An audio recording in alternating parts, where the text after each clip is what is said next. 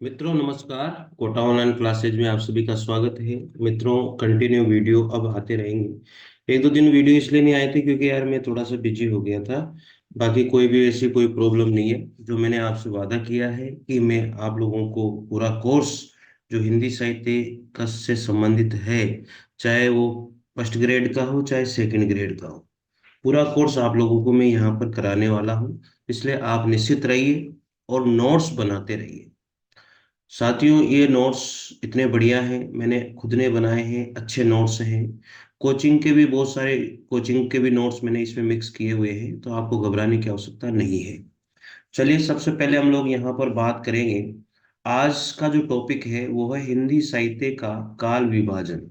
हिंदी साहित्य का काल विभाजन। साथियों बहुत सारे स्टूडेंट का कमेंट था मेरे पास कि सर शुरू कहाँ से करें। तो साथियों मैं आपसे ये कहूँगा कि जैसे मैंने शुरू किया है वैसे ही आपको शुरू करना है, और जैसे जैसे मेरी क्लास बढ़ती जाएगी वैसे वैसे आपको कंटिन्यू उतारते जाना है। और रिवाइज जरूर करें, ठीक है ना, क्योंकि क्लासेस बढ़ने में नोट्स बढ़ने में टाइम नहीं लगेगा। और मैंने ये जितने भी नोट्स हैं साथियों ये पॉइंट टू पॉइंट लिखे हुए हैं। कैसे लिखे हुए हैं आप सबको पता है कि मैंने ये पॉइंट टू पॉइंट लिखे हुए हैं, तो ऐसे याद करने में आपको भी समस्या नहीं आएगी। चलिए पढ़ते हैं। हिंदी साहित्य के काल विभाजन व नामकरण का प्रथम जो पाश्चात्य प्रथम प्रयास करने वाले जो पाश्चात्य विद्वान थे, वो जॉर्ज अब्राहम ग्रेसन ने अपने ग्रंथ the modern vernacular literature of Hindustan में किया था। साथियों सबसे पहले जो हिंदी साहित्य के काल विभाजन और नामकरण में जो पहला प्रयास करने वाले जो पाश्चात्य विद्वान थे, वो जॉर्ज अब्राहम ग्रेसन थे। और इन्होंने अपने ग्रंथ the modern vernacular literature of Hindustan में काल विभाजन और नामकरण का पहला प्रयास किया। जो पाश्चात्य विद्वान थे, एक विदेशी विद्वान थे। इसके बाद में बात आती है, जॉर्ज ग्रेसन ने हिंदी साहित्य को 12 कालखंडों में प्रस्तुत किया था। साथियों जो जॉर्ज अब्राहम ग्रेसन थे, उन्होंने the modern vernacular literature of Hindustan अपनी पुस्तक में, अपने ग्रंथ में जो कालखंड किए हैं वो 12 कालखंडों में विभाजित किया था। मित्रों आगे इन 12 कालखंडों को हम देखेंगे कैसे कैसे किए हैं। पहले भूमिका हम लोग यहाँ पर बना रहे हैं। चलिए अगला पॉइंट आता है मिश्र बंधु विनोद। साथियों आप सबको पता है मिश्र बंधुओं ने लिखी है। मिश्र बंधु विनोद के जो लेखक है वो मिश्र बंधु ही हैं। मिश्र बंधुओं ने हिंदी साहित्य को 8 कालखंडों में बांटा है। साथियों देखो, सबसे पहले जॉर्ज अब्राहम ग्रेसन की बात मैंने करी। उन्होंने कितने कालखंडों में बांटा? 12 कालखंडों में। और उसके बाद में जो मिश्र बंधु विनोद के जो लेखक हैं, मिश्र बंधुओं ने हिंदी साहित्य को कितने कालखंडों में बांटा? 8 कालखंडों में बांटा। तो ये अब याद होना चाहिए। एक एक महान विद्वानों के द्वारा जो कालखंड किए गए हैं, जो काल विभाजन किए गया है हिंदी साहित्य को, उसको हम लोग यहाँ पर देखते हैं। तो सबसे पहले बात आती है मिश्र बंधुओं की। कि मिश्र बंधुओं ने जो काल विभाजन किया है वो कैसे किया है साथियों। तो सबसे पहले जो बात करेंगे हम यहाँ पर आरंभिक काल। आरंभिक काल जो है मिश्र बंधुओं के द्वारा, इसको प्रारंभिक काल भी इन्होंने कहा है। क्या कहा है इन्होंने? प्रारंभिक काल भी इन्होंने कहा है साथियों। आरंभिक काल और प्रारंभिक काल। तो आप लोगों से मैं यही कहूंगा कि आप आरंभिक काल के नाम से इसको याद रखिएगा। तो मिश्र बंधुओं ने 8 कालखंडों में बांटा था। वैसे तो 4 ही थे लेकिन एक के 2 और हो गए। ठीक है ना। तो आरंभिक जो कालखंड है, इसका जो समय है वो विक्रम संवत 700 से लेकर के 1444 विक्रम संवत तक इसका समय रहा। अब आरंभिक काल को इन्होंने पूर्व आरंभिक काल और दूसरा उत्तर आरंभिक काल। अब पूर्व आरंभिक काल इन्होंने 700 विक्रम संवत से 1343 विक्रम संवत तक, और उत्तर आरंभिक काल इन्होंने 1343 से 1444 विक्रम संवत तक इन्होंने रखा। तो कुल मिला के बात यह है कि एक साल इन्होंने ये उत्तर आरंभिक काल रखा। तो साथियों याद हो जाएगा कि मिश्र बंधुओं का जो काल विभाजन है उसमें पहला काल है, कितने कालखंडों में बांटा था? 8 कालखंडों में बांटा था। याद हो जाना चाहिए। ठीक है, देखो 1 2 3 4 5 6। तो वैसे तो 4 में बांटा है लेकिन एक के 2 इन्होंने फिर कर दिए, पूर्व और उत्तर। तो आरंभिक काल के पूर्व आरंभिक काल, उत्तर आरंभिक काल। समय है 700 विक्रम संवत से 1444 विक्रम संवत तक। दूसरा आता है माध्यमिक काल।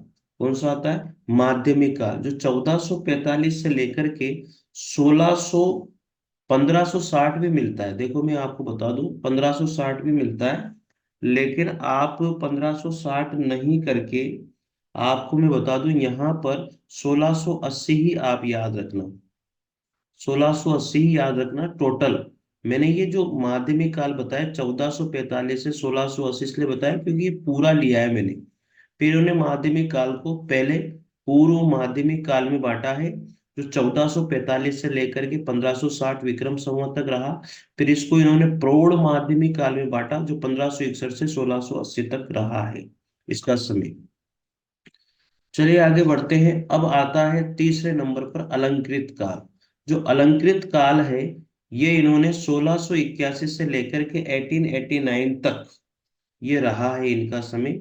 90 तक भी मानते हैं, लेकिन आप लोग ये याद रखिएगा 1681 से, अलंकृत काल की बात कर रहा हूं मैं, 1681 से लेकर के 1889 विक्रम संवत तक रहा। तो अलंकृत काल में भी वही पूर्व अलंकृत काल 1681 से 1790 तक, और उत्तर अलंकृत काल इन्होंने 1791 से लेकर के 1889 विक्रम संवत तक रहा है। फोर्थ नंबर पर बात आती है परिवर्तन काल। 1890 से 1925 तक इनका रहा साथियों। और पांचवें नंबर पर आता है इनका वर्तमान काल, जो 1926 विक्रम संवत तक अभी तक चल रहा है।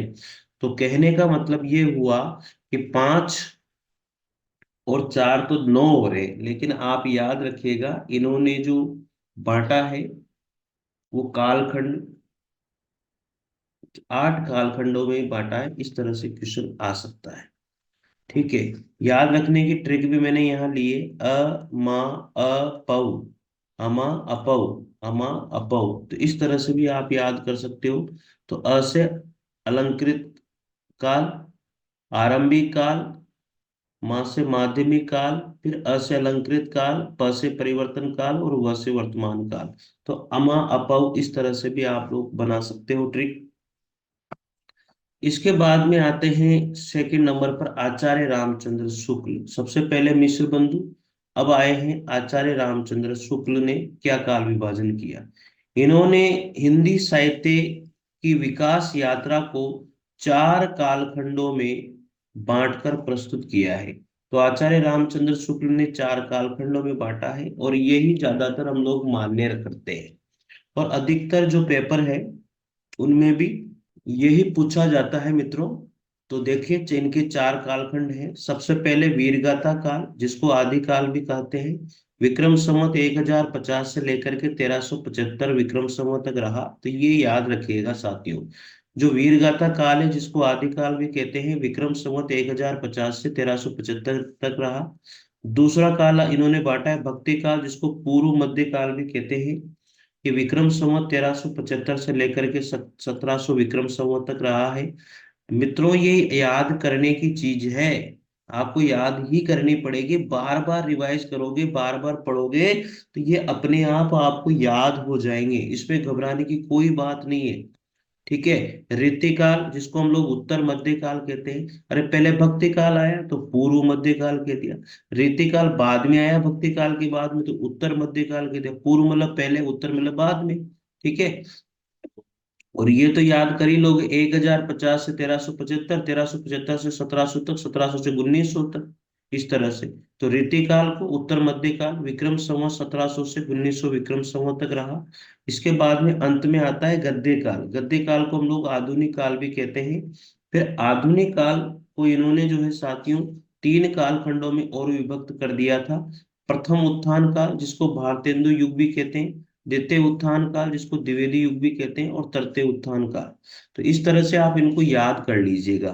ठीक है। गद्य काल यानी कि आधुनिक काल को इन्होंने प्रथम उत्थान काल, द्वितीय उत्थान काल, तृतीय उत्थान काल में बांटा। प्रथम उत्थान काल मतलब भारतेंदु युग, और द्वितीय उत्थान काल मतलब द्विवेदी युग। तो द्वितीय से याद हो जाएगा द्विवेदी युग, द्विवेदी युग। ठीक है। और भारतेंदु युग प्रथम उत्थान। तो दी से द्विवेदी, आप ऐसे याद मत कीजिए भारतेंदु द्विवेदी युग, इस तरह से नहीं, भारतेंदु युग और द्विवेदी युग इस तरह से याद करोगे तो कोई कंफ्यूजन नहीं होगा। तो प्रथम उत्थान काल भारतेंदु युग, द्विवेदी युग द्वितीय उत्थान काल, तृतीय उत्थान काल, ठीक है। तो आचार्य जो रामचंद्र शुक्ल थे, इन्होंने मुख्य रूप से कितने भागों में बांटा, जो काल विभाजन इन्होंने किया है हिंदी साहित्य का, वो चार भागों में बांटा है। कितने भागों में? चार भागों में। तो याद हो जाना चाहिए, चार भागों में बांटा है। सबसे पहले इन्होंने वीरगाथा काल, वीरगाथा काल को आदि काल भी कहते हैं, इसका समय इन्होंने रखा विक्रम संवत 1050 से 1375 तक। फिर भक्ति काल, पूर्व मध्य काल, विक्रम संवत 1375 से 1700 तक। फिर रीति काल को इन्होंने उत्तर मध्य काल में, फिर इसका 1700 से 1900 विक्रम संवत तक रहा। फिर गद्य काल, जिसको आधुनिक काल के नाम से भी जाना जाता है। तो मित्रों इस तरह से आप लोग याद कीजिए, कर लीजिएगा। तीसरे नंबर पर बात करेंगे आचार्य हजारी प्रसाद द्विवेदी का काल विभाजन। साथियों सबसे पहले हमने मिश्र बंधुओं का काल विभाजन देखा, फिर आचार्य रामचंद्र शुक्ल का, और अब तीसरे नंबर पर देख रहे हैं आचार्य हजारी प्रसाद द्विवेदी जी का काल विभाजन। इन्होंने भी चार कालखंडों में बांटा हिंदी साहित्य के इतिहास को। तो सबसे पहले आप सबको पता है वीरगाथा काल, जो नामकरण किया है वो आचार्य रामचंद्र शुक्ल ने किया, और वीरगाथा काल को आदि काल कहा वो हिंदी साहित्य में आप सबको पता है आचार्य हजारी प्रसाद द्विवेदी ने ही कहा था। तो आचार्य हजारी प्रसाद द्विवेदी ने आदि काल, पूर्व मध्य काल, उत्तर मध्य काल और आधुनिक काल में बांटा है, नामकरण किया है। अभी अभी जो पढ़ के आए हो आप लोग आचार्य रामचंद्र शुक्ल का, तो आदि काल को उन्होंने वीरगाथा काल कहा था, पूर्व मध्य काल को उन्होंने भक्ति काल कहा, उत्तर मध्य काल को उन्होंने रीति काल कहा, और आधुनिक काल तो आप सबको पता है इसे, ठीक है ना। जो चतुर्थ काल था इनका, जिसको उन्होंने गद्य काल कहा था, तो आधुनिक काल की बात है। तो आदिकाल का जो समय सीमा रखा है साथियों किसके द्वारा, आचार्य हजारी प्रसाद द्विवेदी के द्वारा, जो आदिकाल का समय सीमा है ये है 1000 ईस्वी से लेकर के 1400 ईस्वी तक। अब हजारी प्रसाद द्विवेदी ने साथियों यहाँ पर ईस्वी में बांट दिया है, तो ये चीज आपको पता होनी चाहिए, नहीं है तो ठीक है, याद हो जाएगा। तो आदिकाल 1000 ईस्वी से लेकर के 1400 ईस्वी तक साथियों, ये बहुत इंपोर्टेंट है। आगे दूसरा है पूर्व मध्य काल, जिसको 1400 ईस्वी से लेकर के 1700 ईस्वी तक, उत्तर मध्य काल जिसको रीति काल भी कहते हैं 1700 से लेकर के 1900 तक, और आधुनिक काल 1900 ईस्वी से अब तक। आचार्य रामचंद्र शुक्ल ने आदि काल को गद्य काल कह के पुकारा था। आता है अब फोर्थ नंबर पर डॉक्टर राम कुमार वर्मा का काल विभाजन। क्या आता है? डॉक्टर राम कुमार वर्मा का काल विभाजन आ रहा है साथियों। डॉक्टर राम कुमार वर्मा का काल विभाजन, इन्होंने हिंदी साहित्य के इतिहास को कितने कालखंडों में बांटा है? पांच कालखंडों में बांटा है। तो याद रखिएगा, इन्होंने क्या किया कि जो आदि काल है मित्रों, उसको संधि काल और चारण काल दो भागों में बांट दिया। इन्होंने जो आदि काल था उसको दो भागों में बांटा, संधि काल और एक चारण काल, ठीक है। संधि काल का जो समय इन्होंने रखा है विक्रम संवत 750 से 1000 विक्रम संवत तक, और चारण काल का जो समय रखा विक्रम संवत 1000 से 1375 तक। तो याद रखिएगा, आदि काल को संधि काल और चारण काल में किसने बांटा है? डॉक्टर राम कुमार वर्मा के द्वारा बांटा गया है, इसलिए ये थोड़ा सा आपको याद रखना है, ठीक है। इसके बाद में इनका जो काल विभाजन है, अगर तीसरे नंबर पर बात करूं तो भक्ति काल में आ जाएगा, जो 1375 से 1700 तक, और रीति काल आ जाएगा इनका 1700 से 1900 विक्रम संवत तक, और पांचवें नंबर पर आ गया आधुनिक काल, विक्रम संवत 1900 से अब तक। कितने कालखंडों में बांटा? आचार्य रामचंद्र शुक्ल ने सॉरी राम कुमार वर्मा ने पांच कालखंडों में बांटा। आदि काल को इन्होंने कितने खंडों में बांटा है? दो खंडों में, संधि काल और चारण काल। लेकिन हम गिनेंगे एक दो तीन चार पांच, ठीक है, इस तरह से, है ना। तो सबसे पहले संधि काल आएगा, दूसरा फिर चारण काल आएगा, फिर भक्ति काल, फिर रीति काल, और फिर आधुनिक काल, ठीक है। तो इस तरह से आपको याद हो जाना चाहिए। समय सीमा यहाँ पर मैंने लिख रखी अच्छी तरह से, बार बार रिवाइज करोगे तो साथियों आपको ऑटोमेटिक ही याद होने लग जाएंगे ये, इसमें घबराने की कोई भी बात नहीं है मित्रों साथियों, ठीक है। और आप नोट्स बनाइए, कोई दिक्कत नहीं है, हर दिन आपको क्लास मिलेगी साथियों, ठीक है। देखो ज्यादा बड़ी क्लास होती है ना, तो उसमें भी आपका टाइम खराब ही होता है, क्योंकि फिर वो उतारने में रह जाते हैं। पांचवें नंबर पर है डॉक्टर गणपति चंद्र गुप्त का काल विभाजन।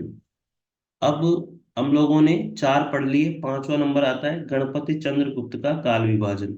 साथियों इन्होंने कितने कालखंडों में बांटा था? चार कालखंडों में बांटा है, ये याद रखना। कितने कालखंडों में? चार कालखंडों में बांटा है सरस्वती पांडे के अनुसार, और ऐसे तीन कालखंडों में इन्होंने बांटा है। देखिए सबसे पहले आता है प्रारंभिक काल। आरंभिक काल किसने बोला था? मिश्र बंधुओं ने। और प्रारंभिक काल किसने बोला? गणपति चंद्रगुप्त ने। याद हो जाएगा ना। अब ये चार इस वजह से हो रहे हैं क्योंकि ये इन्होंने मध्य काल को जो है ना, पूर्व मध्य काल और उत्तर मध्य काल में लिख दिया। वैसे तो तीन कालखंड हो रहे हैं, लेकिन ऐसे देखा जाए तो चार हो रहे हैं।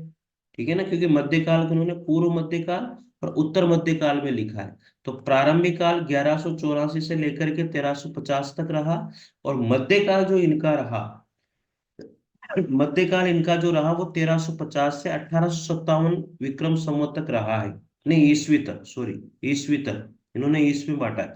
तो मध्यकाल के दो भाग किए थे, पूर्व मध्यकाल जो 1350 से 1500 तक, और उत्तर मध्यकाल 1500 से 1857 तक रहा है साथियों। ठीक है। इसके बाद में फोर्थ नंबर पर देखो, अगर पहला नंबर देंगे तो इसको देंगे, दूसरा देंगे तो इसको देंगे, तीसरा देंगे तो इसको देंगे, तो चौथा देंगे तो इसको देंगे। जैसे देखा जाए तो चार कालखंडों में बांटा है। ठीक है ना, तो आप चार ही याद रखिएगा।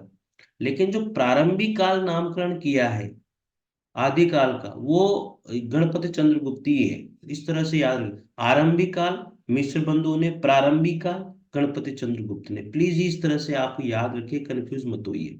दूसरा पूर्व मध्यकाल, तीसरा उत्तर मध्यकाल। तो रीति जो भक्ति काल है उसको इन्होंने, मध्यकाल को इन्होंने पूर्व मध्यकाल उत्तर मध्यकाल में बांट दिया। आधुनिक काल 1857 से 1965 तक इन्होंने, ईस्वी तक समय इन्होंने रखा है। तो साथियों इस तरह से काल विभाजन हम लोगों ने, मुख्य मुख्य काल विभाजन हम लोगों ने कर लिए हैं। और आप किताबें उठा के देखोगे तो इनका ही काल विभाजन वहां पर मिलता है। इनकी मान्यता है कि हिंदी के प्रारंभिक काल एवं मध्य काल में तीन प्रकार का काल मिलता है। इनकी ऐसी मान्यता है। तो तीन प्रकार का काल मिलता है, धर्माश्रित काव्य, राज्याश्रित काव्य और लोक आश्रित काव्य, इनके इसमें मिलता है। ठीक है। अब अगला है 6 नंबर पर आता है डॉक्टर नगेंद्र का काल विभाजन। साथियों ये डॉक्टर नगेंद्र वाला काल विभाजन भी पूछ लिया जाता है, तो इसलिए मैं आपसे कहूंगा डॉक्टर नगेंद्र जी का काल विभाजन भी आप लोग अच्छे से देखिएगा। चलिए, इनके द्वारा संपूर्ण हिंदी साहित्य इतिहास को चार कालखंडों में बांटा। कितने कालखंडों में? संपूर्ण हिंदी साहित्य इतिहास को चार कालखंडों में, यानी कि चार प्रधान कालखंडों में बांटा है। वैसे तो बहुत सारे में बांटा है, लेकिन प्रधान जो है वो तो चार कालखंड ही है। पुनः आधुनिक काल को इन्होंने फिर चार उपभागों में बांट दिया। इस तरह से ये ध्यान रखना है आपको। तो वैसे तो इन्होंने चार कालखंडों में बांटा है, लेकिन इन्होंने आधुनिक काल को वैसे वापस भी चार कालखंडों में बांट दिया। इनकी समय सीमा भी आपको याद रखनी है। इनकी समय सीमा जो है ईस्वी में है। आदिकाल 650 ईस्वी से 1350 ईस्वी तक, यानी कि 7वीं शताब्दी से लेकर के 14वीं शताब्दी तक। ये वाली चीज पूछी जाती है मित्रों, ये वाली बात पूछी जाती है। ठीक है ना, कि जो डॉक्टर नगेंद्र थे उन्होंने आदिकाल की समय सीमा कितनी रखी है? तो 7वीं शताब्दी से लेकर के 14वीं शताब्दी तक रखी है साथियों।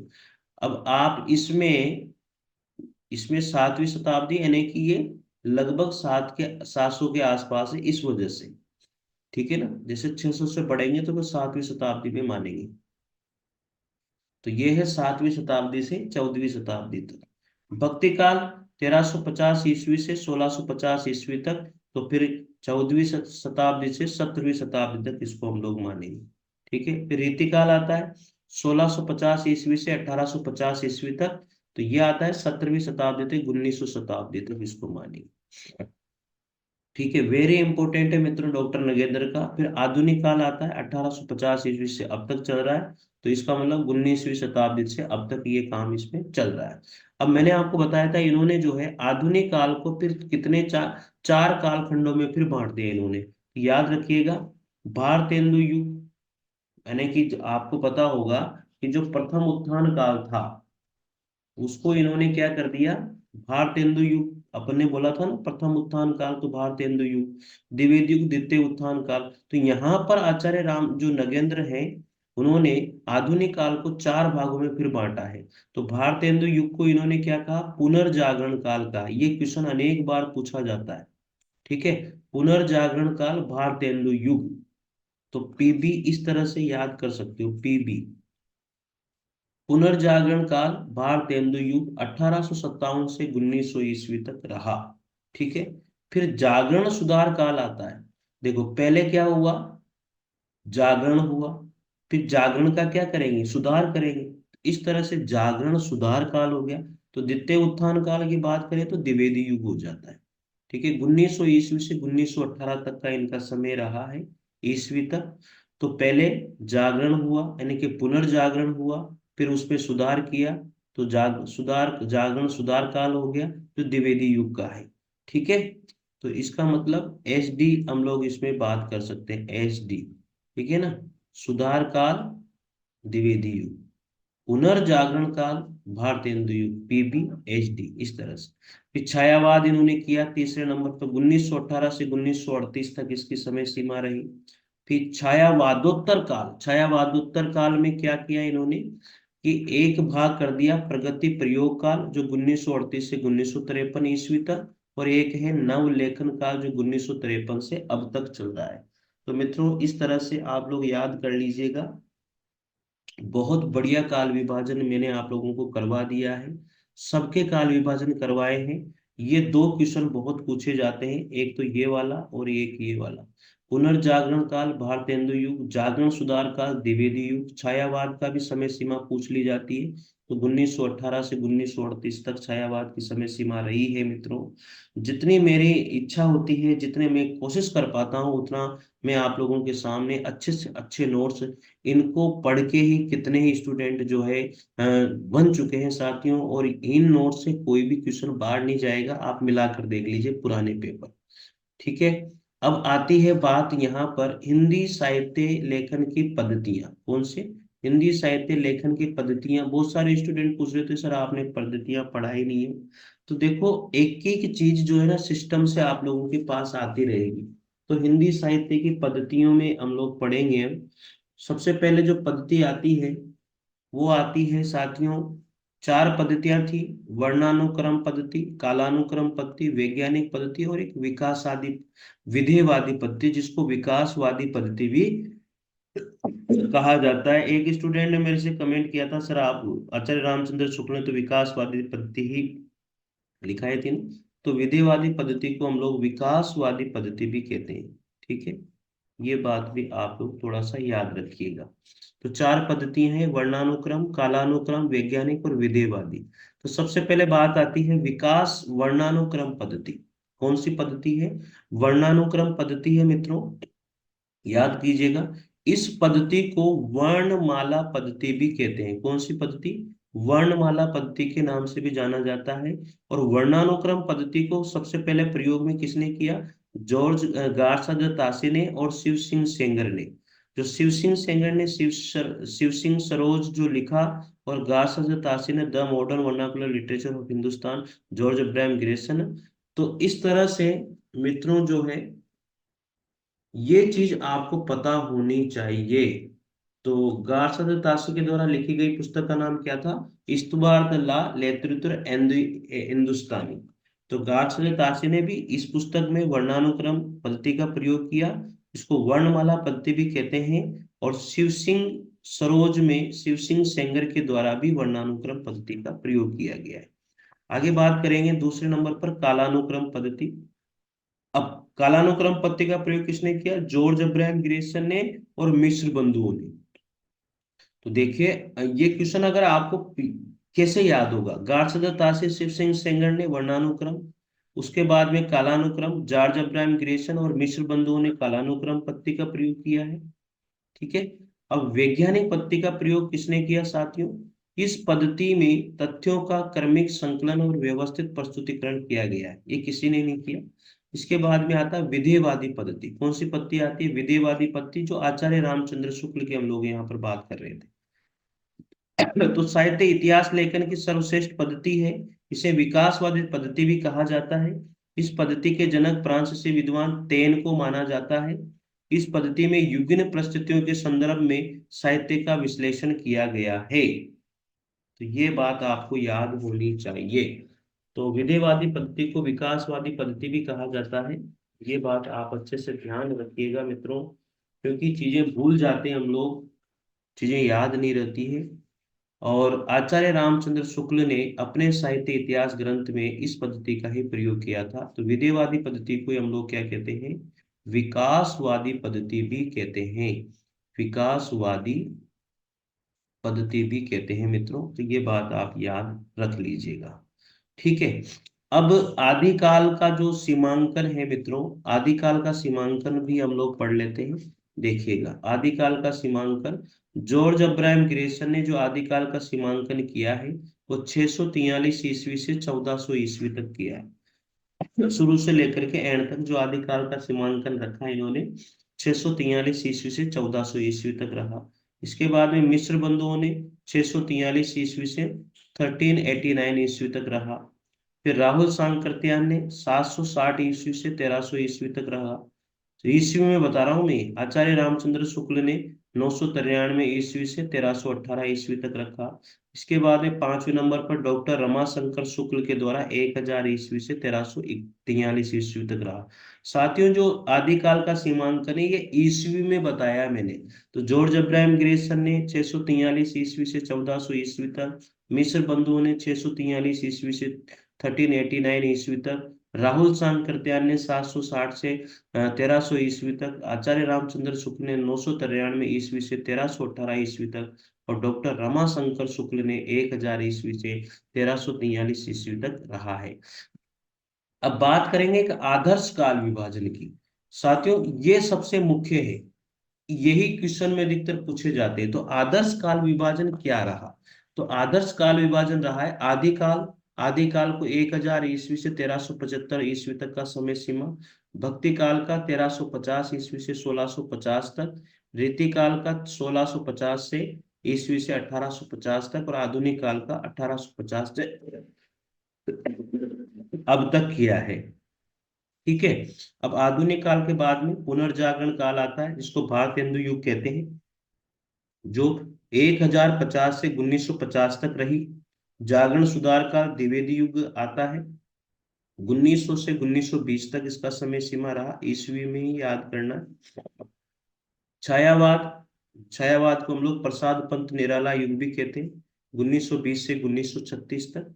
प्रगतिवादी काल, साम्यवादी युग भी कहते हैं प्रगतिवाद को, 1936 से 1943 ईस्वी तक। फिर प्रयोगवाद काल, जिसको तार सप्ताह काल भी कहते हैं, जो अज्ञ युग भी कहा जाता है, 1943 से 1953 तक।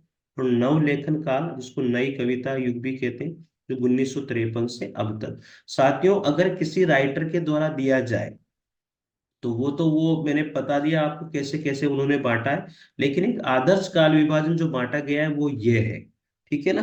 तो आदिकाल की समय सीमा आपको ये भी दी जा सकती है और वो भी दी जा सकती है। फिर वो नाम देगा, अगर वो सीमा समय देगा तो वो वाला नाम देगा कि इसने कितने में बांटा, या इसने समय सीमा क्या रखी है। ठीक है ना? और नहीं तो फिर ये तो है ही सही। साथियों, ये चीज आप याद कर लीजिएगा। पुनर्जागरण काल, भारतेंदु युग, यानी कि भारतेंदु युग को पुनर्जागरण काल भी कहते हैं। पुनर्जागरण काल किसको कहते हैं? भारतेंदु युग को कहते हैं, इस तरह से।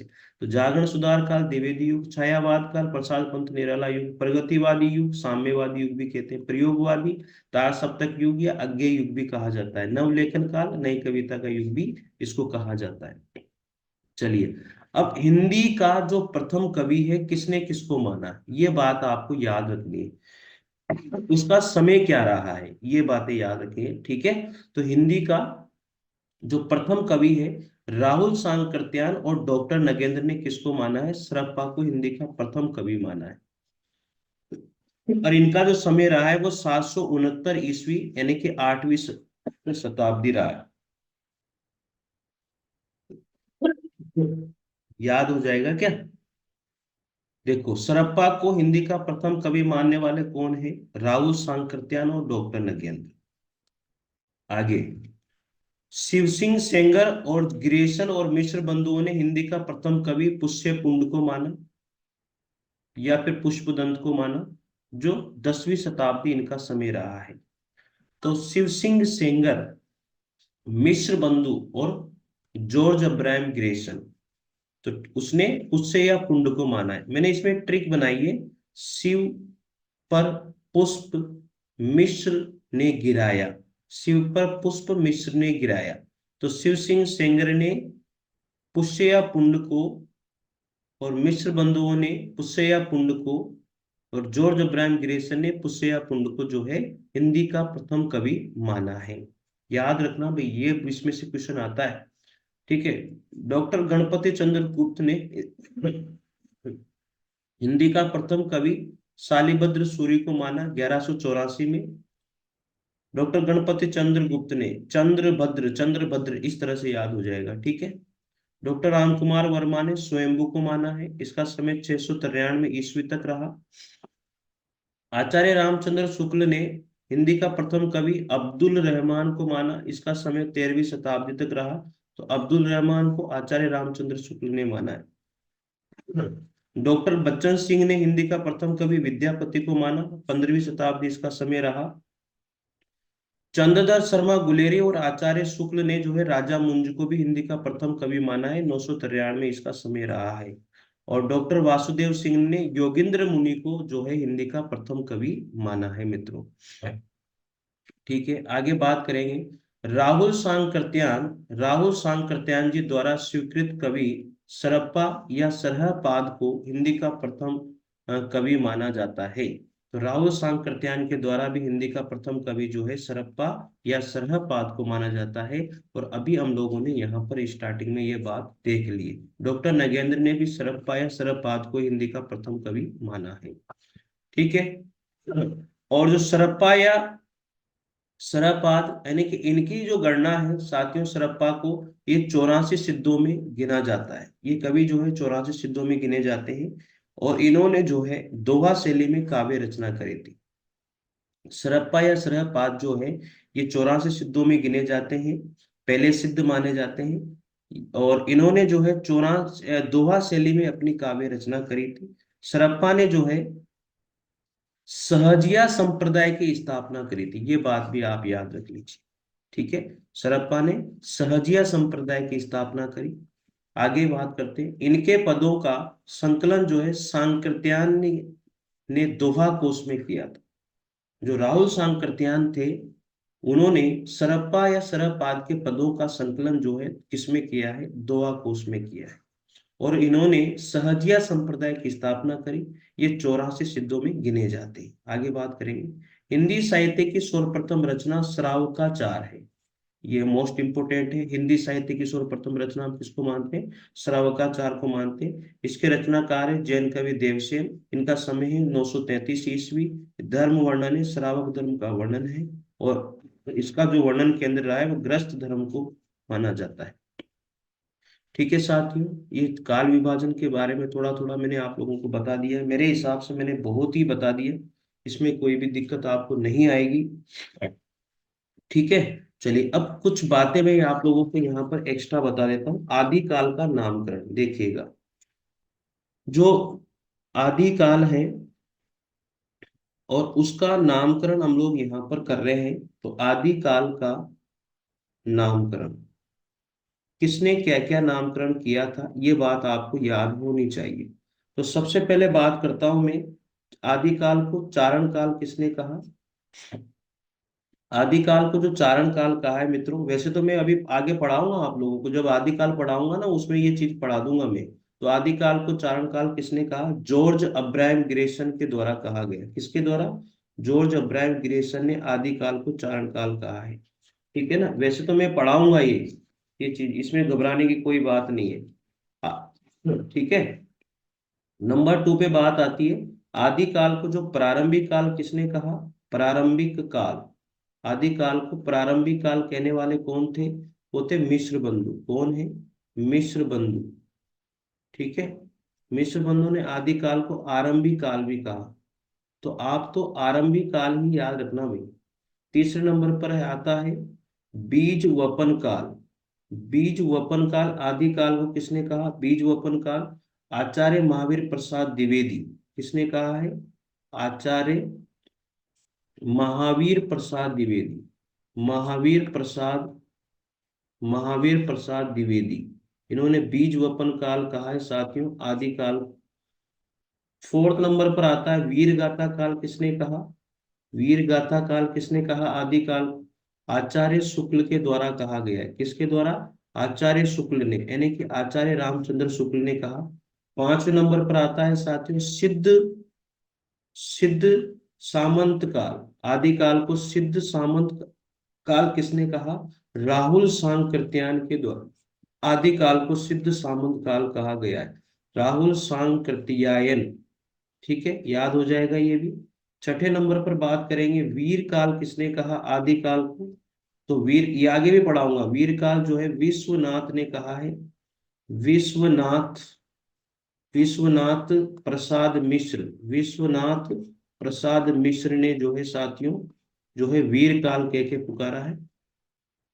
इसके बाद में 7वें नंबर पर मैं लिख देता हूं संधि व चारण काल। आया था ना ये, संधि व चारण काल। संधि व चारण काल यानी कि संधि काल और चारण काल कहने वाले कौन है? डॉक्टर राम कुमार वर्मा। कौन है? डॉक्टर राम कुमार वर्मा। ये याद रख लीजिएगा, डॉक्टर राम कुमार वर्मा ये है। 8वें नंबर पर आदिकाल को कहने वाले आचार्य हजारी प्रसाद द्विवेदी है। आदिकाल को आदिकाल कहने वाले कौन है? आचार्य हजारी प्रसाद द्विवेदी। हजारी प्रसाद द्विवेदी जी ही हैं ये बात कहने वाले। साथियों 9 नंबर पर आधार काल, आदिकाल को आधार काल कहने वाले कौन है? सुमन राजे। कौन है? सुमन राजे। ये चीजें आपको याद रखनी है मित्रों। ठीक है, ये जब मैं आदिकाल पढ़ाऊंगा उसमें भी ये सारी चीजें आपको लिखवा दूंगा।